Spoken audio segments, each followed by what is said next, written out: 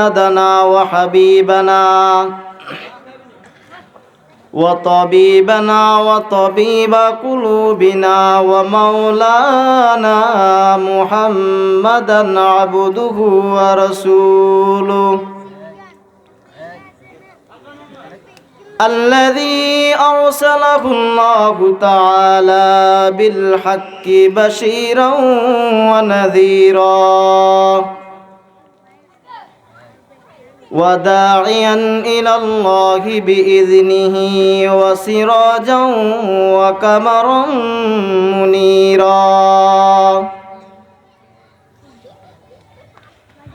أما بعد فأعوذ بالله من الشيطان الرجيم بسم الله الرحمن الرحيم إن الله وملائكته يصلون على النبي يا أيها الذين آمنوا صلوا عليه وسلموا تسليما صدق الله مولانا العظيم وعن أنس بن مالك رضي الله تعالى عنه قال رسول الله صلى الله عليه وسلم أولى الناس بي يوم القيامة أكثرهم علي صلاة أو كما قال النبي عليه الصلاة والسلام اللهم صل على محمد وعلى آل محمد كما صليت على إبراهيم وعلى آل إبراهيم إنك حميد مجيد اللهم بارك على محمد وعلى آل محمد كما باركت على إبراهيم وعلى آل إبراهيم إنك حميد مجيد أحن شوقا إلى ديار لقيت فيها جمال سلمى أحن شوقا إلى ديار لقيت فيها جمال سلمى كمير ساند عزين وحي نبید وصلت بجانب ما جمال روئے تو قبلہ دل حریم توئے تو کعبہ جا جمال روئے تو قبلہ دل حریم توئے تو کعبہ جا وَإِن سَجَدْنَا إِلَيْكَ نَسْجُدْ وَإِن سَعَيْنَا إِلَيْكَ نَسْعَى وَإِن سَجَدْنَا إِلَيْكَ نَسْجُدْ وَإِن سَعَيْنَا إِلَيْكَ نَسْعَى بناز گفتی فلا کو جائی چبود حالت دری جدائی بناز گفتی فلا کو جائی چبود حالت دری جدائی مرست شوقا ومت حجرا فكيف أشكو إليك شقوى مرست شوقا ومت حجرا فكيف أشكو إليك شكوى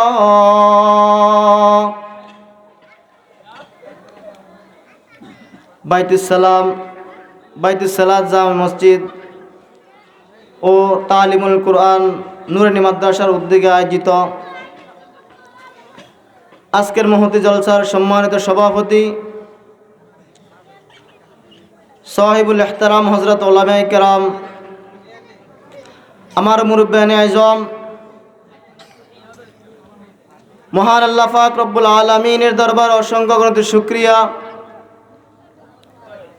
যে মহান আল্লাহ পাক রব্বুল আলামিন আমাদেরকে আজকের এই মুহূর্ত পর্যন্ত সুস্থ সবল রেখে আল্লাহ পাক রব্বুল আলামিনের দ্বীনে একটি মজলিসে আমাদেরকে আসা এবং বসার তৌফিক দান করছেন। এই জন্য আমরা সেই মহান আল্লাহ পাক রব্বুল আলামিনের দরবারে কালিমাতুশ শুকর আদায় করে বলি আলহামদুলিল্লাহ। মুহতারাম হাজিরিন, আমি সংক্ষিপ্ত সময়ের ভিতরে আমার আলোচনা শেষ করব। আমি আপনাদের সামনে যে আয়াতে কারিমা তেলাওয়াত করেছি, এই আয়াতে কারিমের মধ্যে আল্লাহ পাক রব্বুল আলামিন বলেন,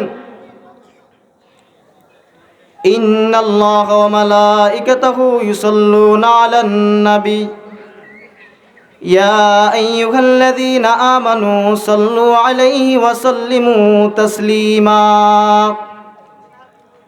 আল্লাহ পাক রব্বুল আলামিন বলেন, ইন্নাল্লাহা ওয়া মালাইকাতাহু ইউসাল্লুনা আলান নবী, নিশ্চয় আমি আল্লাহ এবং আমার মালাইকা, নিশ্চয় আমি আল্লাহ এবং আমার মালাইকা ফেরেশতারা নবী মুহাম্মদুর রাসূলুল্লাহ সাল্লাল্লাহু আলাইহি ওয়াসাল্লামের উপর দুরূদ শরীফ পাঠ করেছি। ইয়া আইয়ুহাল্লাযীনা আমানু, হে ঈমানদারগণ, সাল্লুনা আলান নবী, ইয়া আইয়ুহাল্লাযীনা আমানু সাল্লু আলাইহি ওয়া সাল্লিমু তাসলিমা। হে ঈমানদারগণ, তোমরা কি করো? আমি রাসূলের উপর কি, আমার রাসূলের উপর কি করো? তোমরা কি করো? দুরূদ পড়ো। তাহলে আমি পড়েছি, আমার ফেরেশতারা কি করছে? পড়েছে। এবং তোমরা কি করো? হে ঈমানদারগণ, তোমরা কি করো? আমার রাসূলের উপর তোমরা কি করো? দুরূদ শরীফ পাঠ করো।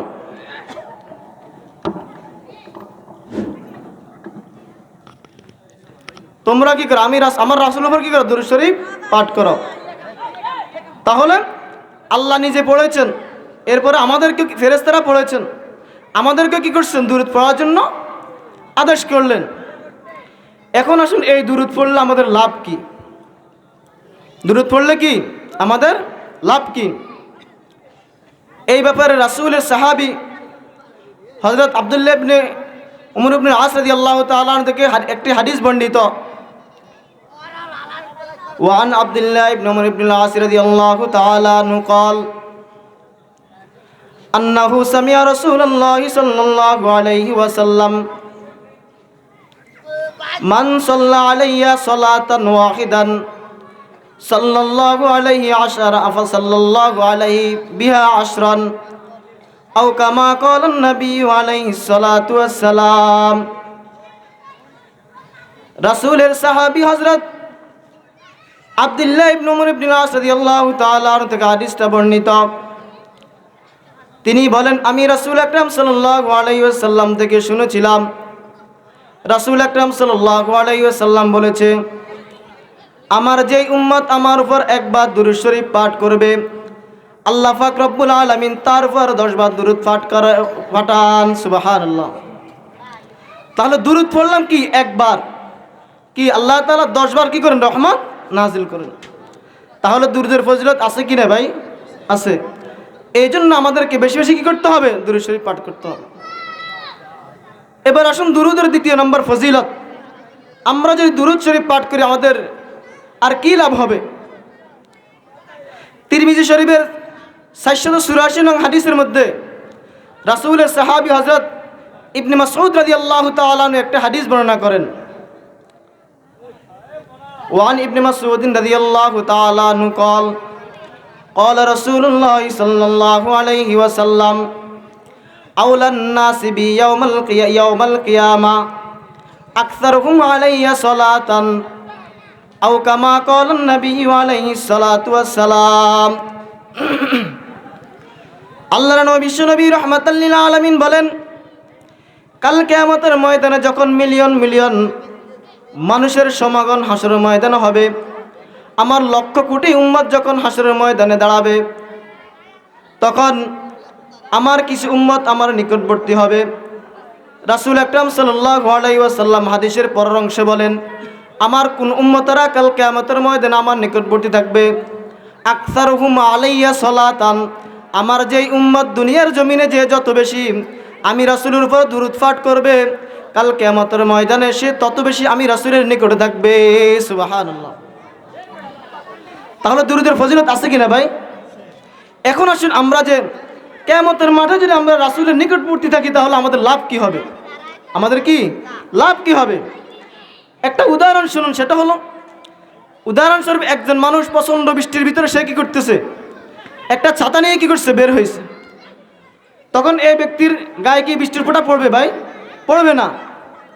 এখন আসুন, আরেকজন মানুষ সে যদি কোনো প্রকারে কি করে, ঘর থেকে বের হয়ে যদি কোনো প্রকারে যদি ওই ব্যক্তির ছাতার নিচে গিয়ে কি করে দাঁড়ায়, তাহলে ওই ব্যক্তির গায়ে কি বৃষ্টির ফোঁটা পড়বে? পড়বে না। ঠিক তদ্রূপভাবে রাসূল বলেছেন যে কাল কিয়ামতের ময়দানে এই কঠিন বিভীষিকার মধ্যে যেদিন সূর্য মাথার এক হাত অথবা এক বিঘত উপরে থাকবে, ওই দিন যদি আমার ওই সমস্ত উম্মতেরা আমার নিকটবর্তী থাকবে, হাসরের ময়দানে ওই কঠিন বিভীষিকার ভিতরে সূর্যের তাপ তাদের কি মাথায় তাদের গায়ে লাগবে না। আমার কি তারা যদি আমার উপর বেশি কি করে দুরূদ শরীফ পাঠ করে, তাহলে এই দুরূদ পড়ার কারণে তারা আমার নিকটবর্তী থাকবে, আর হাসরের ময়দানের এই কঠিন সূর্যের তাপ তাদেরকে স্পর্শ করতে পারবে না। সুবহানাল্লাহ। দুরূদের আরো ফজিলত রয়েছে। হাদিসের কিতাব মাজমুউজ জাওয়ায়েদ, এই কিতাবের 1722 নং হাদিসের মধ্যে রাসূলের সাহাবী হযরত আবু দারদা রাদিয়াল্লাহু তাআলা আনহু থেকে হাদিসটা বর্ণিত। ওয়ান আবি দারদা রাদিয়াল্লাহু তাআলা আনহু قال قال رسول الله صلى الله عليه وسلم من صلى علي حين يصبح 10 وحين يمسي 10 أدركته شفاعتي يوم القيامة أو كما قال النبي عليه الصلاة والسلام। রাসূলের সাহাবী হযরত আবু দারদা রাদিয়াল্লাহু তাআলা আনহু থেকে হাদিসটা বর্ণিত। আল্লাহ রাসূল সাল্লাল্লাহু আলাইহি ওয়াসাল্লাম বলেন, আমার যে উম্মত সকালবেলা আমার উপর 10 বার দুরূদ শরীফ পাঠ করবে, সন্ধ্যাবেলা আমার উপর 10 বার দুরূদ শরীফ পাঠ করবে, কাল কিয়ামতের ময়দানে আমি রাসূল আল্লাহর দরবারে তার জন্য সুপারিশ করার জন্য হাজির হয়ে যাব। সুবহানাল্লাহ। কি যাব? হাজির হয়ে যাব। अहमद है मोहम्मद है वही ख़त्म रसूल है, महबूब मुरब्बी है वही वाली कुल है, वो हाशिमी मुक्की मदनी उल अरबी है, वो मेरा नबी मेरा नबी मेरा नबी है, वो मेरा नबी मेरा नबी मेरा नबी है। पाइले निरालाई गो नबी पाइले निरालाई, পাইলে নিরালাই গো নবী পাইলে নিরালাই, ওই কপালে চুমু খাবো তোমার ছোঁয়া লাগবে গায়, পাইলে নিরালাই গো নবী পাইলে নিরালাই। সবাই বলেন সাল্লাল্লাহু আলাইহি ওয়াসাল্লাম। আবার বলেন সাল্লাল্লাহু আলাইহি ওয়াসাল্লাম। তাহলে দুরূদ পড়লে কি লাভ আছে নাকি নাই ভাই? আছে। এক আল্লাহর ওয়ালি হযরত শিবলি নুমানী রাহমাতুল্লাহ আলাইহি, তিনি একবার হজে গেলেন। যাওয়ার পরে তিনি একটা যুবকের প্রতি তার নজর পড়ল। ওই যুবক কি করতেছেন? ওই যুবক কি যখন মসজিদে ঢুকতেছেন, তখন কি মসজিদে ঢুকার সময় কি পড়ে? আল্লাহুম্মা সাল্লি আলা মুহাম্মাদিন ওয়া আলা আলি মুহাম্মাদ কামা সাল্লাইতা আলা ইব্রাহিম ওয়া আলা আলি ইব্রাহিম ইন্নাকা হামিদুম মাজিদ। اللهم بارك على محمد وعلى آل محمد كما باركت على إبراهيم وعلى آل إبراهيم إنك حميد مجيد। ওই যুবক মসজিদে ঢোকার সময় কি করে? দুরূদ পড়ে। মসজিদ থেকে বের হওয়ার সময় কি করে? দুরূদ পড়ে। এরপরে ওই যুবক যখন কি খানা খেতে যায়, খাওয়ার শুরুতেও কি পড়ে? দুরূদ পড়ে। খানা শেষ করে কি করে? দুরূদ পড়ে। এরপরে ওই যুবক যখন কি ঘুমাতে যায়, তখন সে কি করে? দুরূদ শরীফ পাঠ করে। ঘুম থেকে উঠে কি করে? দুরূদ শরীফ পাঠ করে। তখন শিবলি নুরমানী রহমতুল্লাহ আলাই বলেন, শিবলি নুরমানী রহমতুল্লাহ আলাই ওই যুবককে বলতেছে, ও যুবক, আজ 3 দিন পর্যন্ত আমি তোমাকে ফলো করতেছি। 3 দিন পর্যন্ত আমি দেখতেছি তুমি কি যখন মসজিদে ঢোকার সময় তুমি পড়া সাল্লাল্লাহু আলাইহি ওয়াসাল্লাম। মসজিদ থেকে বের হওয়ার পর সময় তুমি কি করো? দুরূদ পড়া। তুমি যখন খানা খেতে যাও তখনও দুরূদ শরীফ পাঠ করো। খানা শেষ করে তুমি কি করো? দুরূদ শরীফ পাঠ করো। তুমি যখন ঘুমাইতে যাও তখনও দুরূদ শরীফ পাঠ করো। ঘুম থেকে উঠার সময় তুমি কি করো? দুরূদ শরীফ পাঠ করো। ও যুবক, তুমি কি এই দুরূদ ছাড়া কি আর কোনো দোয়া পারো না?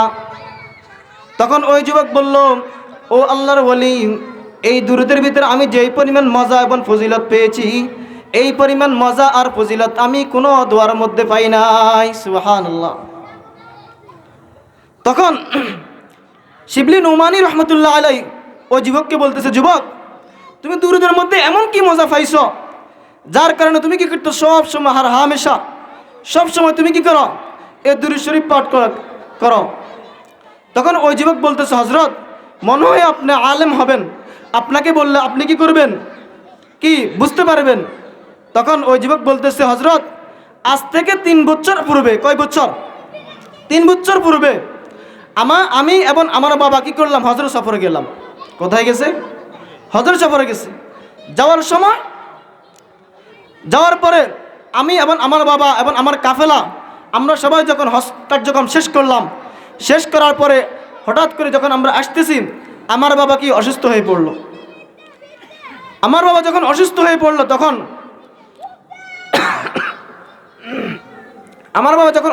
পড়ল তখন আমি আমার কাফেলাদেরকে বললাম, ভাইরা, আপনারা চলে যান, আমি আমার বাবাকে নিয়ে কি আস্তে আস্তে কি করব? রওনা দেব। তৎকালীন জামানাতে কোনো কি প্লেন ছিল না, তখন কি ঘোড়ার সফর ছিল। মরুভূমি দিয়ে কি করতো? হজরত সফরে যাইত। এরপরে তার কাফেলা চলে আসলো। ওই যুবক বলতেছে, আমি এবং আমার বাবা আস্তে আস্তে কি করলাম? মরুভূমি দিয়ে ঘোড়াতে করে কি করলাম? রওনা করলাম। কিছু দূর যাওয়ার পরে দেখতেছি আমার বাবা আরও বেশি অসুস্থ হয়ে পড়েছে। এরপরে আমি কি করলাম? ঘোড়া থেকে নামে কি করলাম? এদিকে সন্ধ্যা হয়ে গেল, সূর্য ডুবে গেল।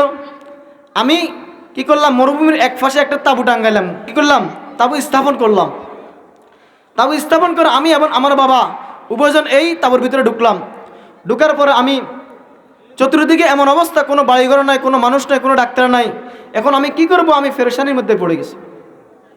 এরপর আমি আমার বাবার মাথা টিপতেছি, বাবার খেদমত করতেছি। রাত যত গভীর হইতেছে তত আমার বাবা কি অসুস্থতা আরও বেড়ে যাইতেছে।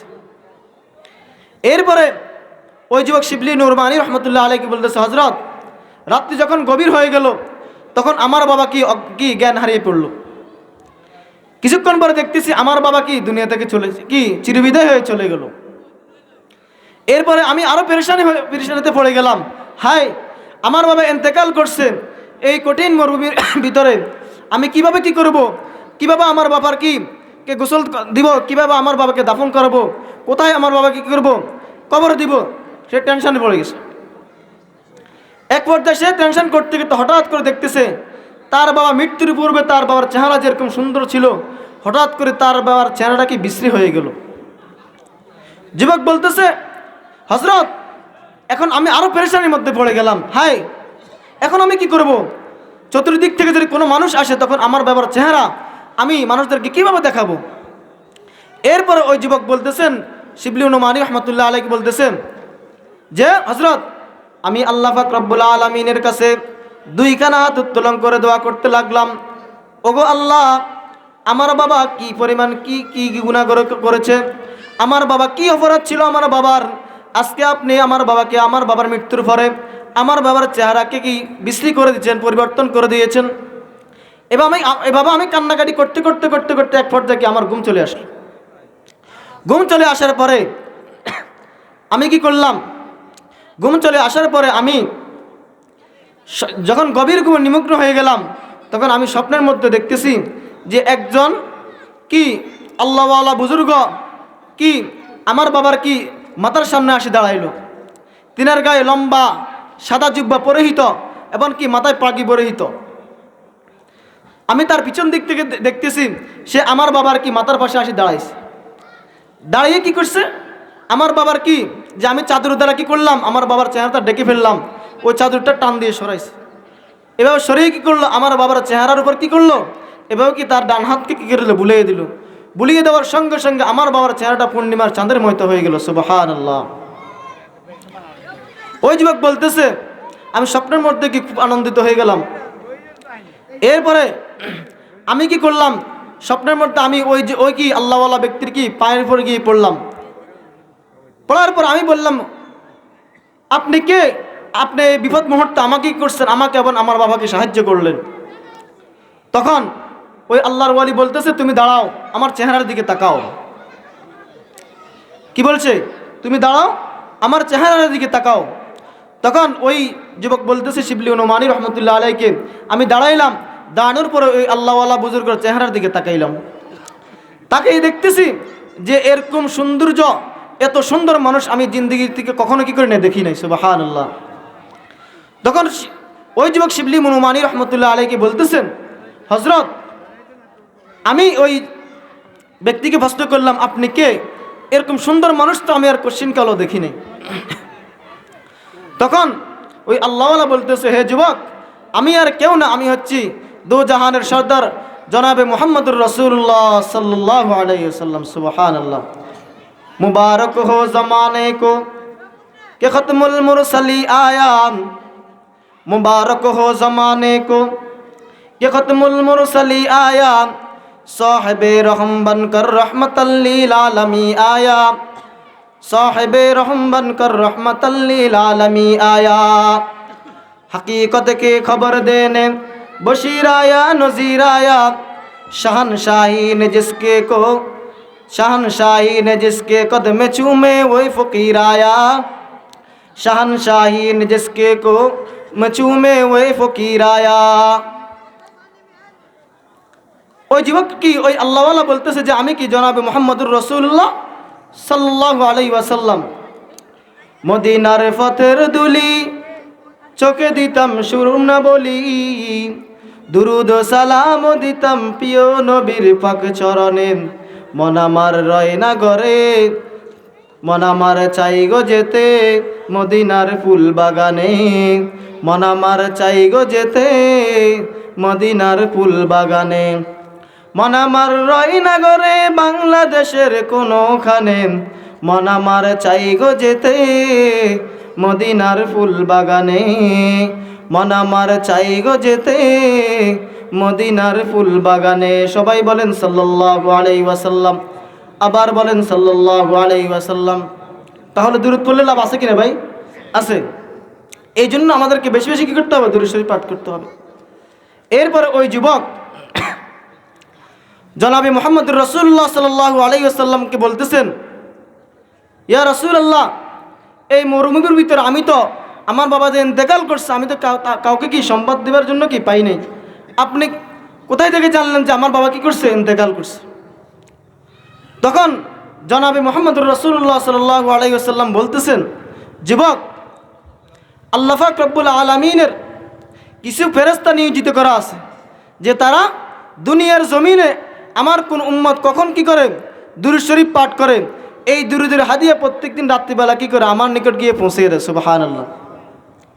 তোমার বাবা প্রত্যেকদিন আমার উপর 300 বার করে কি করতো, দুরূদ শরীফ পাঠ করতো। কয়বার? 300 বার। সকালে 150 বার, বিকাল সন্ধ্যা কি 150 বার। আজকে যখন তোমার বাবা যে ফেরেশতারা আমার নিকট যখন দুরূদের লিস্টিটা নিয়ে গেল, যাওয়ার পরে আমি কি করলাম, তোমার বাবার লিস্টিটা যখন দেখলাম, ওই লিস্টের ভিতরে তোমার বাবার নাম আছে আর অন্য লোকদেরও নাম আছে, কিন্তু তোমার বাবার কি নামের পাশে কি দুরূদের সংখ্যা কি না উল্লেখ করা নাই। তখন আমি ফেরেশতাদেরকে জিজ্ঞাসা করলাম, আমার এই আশিক প্রতিদিন তো আমার উপর 300 বার করে দুরূদ শরীফ পাঠ করতো, আজকে তো কি তার নামের পাশে দুরূদের কোনো সংখ্যা নেই, তার কারণটা কি? তখন ফেরেশতারা বলছেন যে ইয়া রাসূলুল্লাহ, আজকে সারাদিন আপনার এই বান্দা কি উম্মত অসুস্থ ছিল, এবং রাত্রিবেলা সে কি করছে, দুনিয়া থেকে চিরে বিদায় নিয়ে চলে গেছে। এই কারণে সে আপনার নিকট দুরূদ শরীফ পাঠ করতে পারে নাই।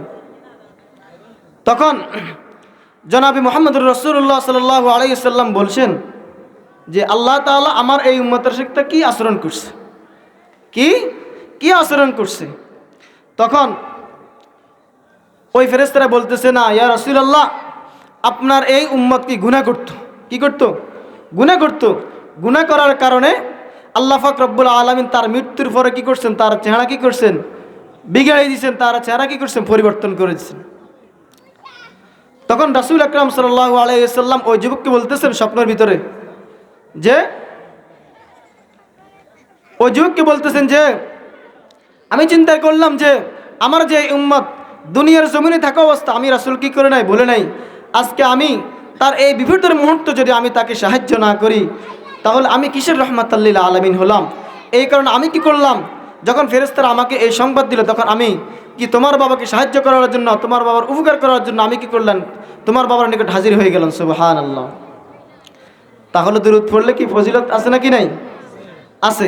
এই জন্য আমাদেরকে কী করতে হবে, বেশি বেশি দুরূদ শরীফ পাঠ করতে হবে। আমরা যারা দুরূদ ইব্রাহিম পারি না, দুরূদ ইব্রাহিম তো আমরা সবাই পারার কথা, যেহেতু এটা আমরা নামাজের মধ্যে পড়তে হয়। আর যারা একান্ত পারি না, আমরা কি পড়বো, ছোট্ট দুরূদটা পড়বো, সাল্লাল্লাহু আলাইহি ওয়াসাল্লাম। কি পড়বো, বলেন সাল্লাল্লাহু আলাইহি ওয়াসাল্লাম, সাল্লাল্লাহু আলাইহি ওয়াসাল্লাম। আর যদি কি আমরা বড় দুরূদটা পড়ি তাহলে আমরা কি করবো, সকাল বিকেল পড়বো। পড়েন আল্লাহুম্মা সাল্লি আলা মুহাম্মাদিন ওয়া আলা আলি মুহাম্মাদ কামা সাল্লাইতা আলা ইব্রাহিম ওয়া আলা আলি ইব্রাহিম ইন্নাকা হামিদুম মাজিদ। আল্লাহুম্মা বারিক আলা মুহাম্মাদিন ওয়া আলা আলি মুহাম্মাদ কামা বারাকতা আলা ইব্রাহিম ওয়া আলা আলি ইব্রাহিম ইন্নাকা হামিদুম মাজিদ। এই দুরূদটা কি করব, আমরা সকাল বিকেল কি করব, পাঠ করব। দুরূদের আরো অনেক ফজিলত রয়েছে। বুখারী শরীফের 15 নং হাদিস রাসূলের সাহাবী হযরত আনাস রাদিয়াল্লাহু তাআলা আনহু থেকে হাদিসটা বর্ণিত। ওয়া আন আনাস রাদিয়াল্লাহু তাআলা আনহু قال قال رسول الله صلى الله عليه وسلم لا يؤمن احدكم حتى اكون احب اليه من والده وولده والناس اجمعين أو كما قال النبي عليه الصلاة والسلام। রাসূলের সাহাবী হযরত আনাস রাদিয়াল্লাহু তাআলা আনহু থেকে বর্ণিত, আল্লাহ রাসূল সাল্লাল্লাহু আলাইহি ওয়াসাল্লাম বলেন, লা ইউমিনু আহাদুকুম হাত্তা আকুনা আহাব্বা ইলাইহি মিন ওয়ালিদিহি ওয়া ওয়ালাদিহি ওয়ান নাসি আজমাইন আও কামা ক্বালা an-নবী আলাইহিস সালাতু ওয়াস সালাম। আল্লাহ রাসূল সাল্লাল্লাহু আলাইহি ওয়াসাল্লাম বলেন, তোমাদের মধ্যে ততক্ষণ পর্যন্ত কোনো ব্যক্তি প্রকৃত ঈমানদার হতে পারবে না যতক্ষণ পর্যন্ত সে আমি রাসূলকে মুহাব্বত না করবে, তার ভাই থেকে, তার বাবা থেকে, তার ছেলে সন্তান থেকে, তার স্ত্রী থেকে, তার সম্পদ থেকে, যতক্ষণ পর্যন্ত সে আমি রাসূলকে মুহাব্বত না করবে, যতক্ষণ পর্যন্ত তার ভিতরে আমি রাসূলের মুহাব্বত না থাকবে, ততক্ষণ পর্যন্ত সে প্রকৃত ঈমানদার হতে পারবে না। তাহলে কি প্রকৃত ঈমানদার হতে হলে, কি করতে হবে, রাসূলের উপর বেশি বেশি কি করতে হবে, দুরূদ শরীফ পাঠ করতে হবে।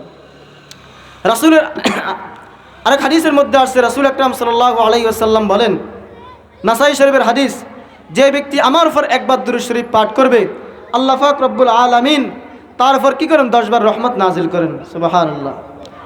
কি করেন, এবং শুধু তাই না, আল্লাহ পাক রব্বুল আলামিন কি করেন, তার 10টা গুনাহ আল্লাহ তাআলা মাফ করে দেন। সুবহানাল্লাহ। শুধু তাই না, আল্লাহ পাক রব্বুল আলামিন তার 10টা কি মর্যাদা বুলন্দ করে দেন। সুবহানাল্লাহ। এই হাদিসের একটা উদাহরণ বলে আমি আমার কথা শেষ করতেছি। রাসূল আকরাম সাল্লাল্লাহু আলাইহি সাল্লাম একবার সাহাবায়ে কেরামের মজলিসে আসলো। আসার পরে রাসূল খুব আনন্দিত।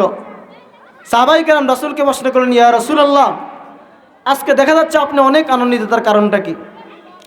রাসূল আকরাম সাল্লাল্লাহু আলাইহি ওয়াসাল্লাম বলতেছেন যে এই মাত্র আমার নিকট জিবরাইল আলাইহিস সালাম আসছে, এসে বলতেছে, ইয়া রাসূলুল্লাহ, আপনাকে কি আমি একটা সুসংবাদ দিব?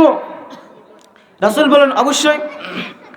তখন জিবরাইল আলাইহিস সালাম বলতেছে, আল্লাহ তাআলা বলছেন আপনার কোনো উম্মত যদি আপনার উপর একবার দুরূদ শরীফ পাঠ করে তাহলে আল্লাহ পাক রব্বুল আলামিন তার উপর কি করেন, 10 বার রহমত নাজিল করেন। সুবহানাল্লাহ। তখন আল্লাহ রাসূল আকরাম সাল্লাল্লাহু আলাইহি সাল্লাম বললেন যে আল্লাহ তাআলা আর কি বলেছে?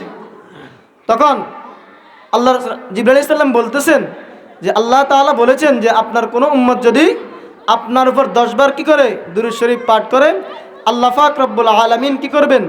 তার 10টা মর্যাদা কি করবেন? বুলন্দ করে দিবেন। সুবহানাল্লাহ। কি করবেন? 10টা মর্যাদা বুলন্দ করে দিবেন। এই জন্য আমাদেরকে বেশি বেশি কি করতে হবে? দুরূদ শরীফ পাঠ করতে হবে।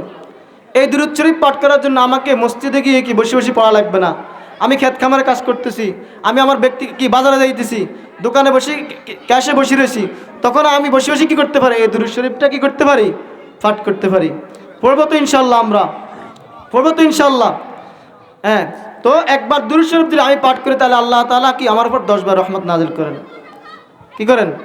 তাহলে আমার সাথে পড়েন, আল্লাহুম্মা সাল্লি আলা মুহাম্মাদিন ওয়া আলা আলি মুহাম্মাদ কামা সাল্লাইতা আলা ইব্রাহিম ওয়া আলা আলি ইব্রাহিম ইন্নাকা হামিদুম মাজিদ। আল্লাহুম্মা বারিক আলা মুহাম্মাদিন ওয়া আলা আলি মুহাম্মাদ কামা বারাকতা আলা ইব্রাহিম ওয়া আলা আলি ইব্রাহিম ইন্নাকা হামিদুম মাজিদ। কি বলেন ভাই? দুরূদ পড়লাম কয়বার? একবার। কিন্তু আল্লাহ তাআলা কি আমাদের কি ফায়দা কয়টা? 3টা। 1 নম্বর, আল্লাহ পাক রব্বুল আলামিন কি করবেন? আমাদের উপর 10 বার রহমত নাজিল করেন। এরপর আমাদের কি 10টা গুনাহ মাফ করে দিয়েছেন, এবং কি আমাদের কি 10টা বুলন্দ আল্লাহ পাক রব্বুল আলামিন কি করছেন? মর্যাদা বুলন্দ করে দিয়েছেন। সুবহানাল্লাহ। আল্লাহ পাক রব্বুল আলামিন আমাকে যে সমস্ত কথাগুলো বলার তৌফিক দান করেছে, বলেছি এই সমস্ত কথাগুলোর উপর সর্বপ্রথম আমাকে এবং আপনাদের সকলকে আমল করার তৌফিক দান করেন। বলেন আমিন। ওয়া মা আলাইনা ইল্লাল বালাগ। আসসালামু আলাইকুম ওয়া রাহমাতুল্লাহ। আলহামদুলিল্লাহ।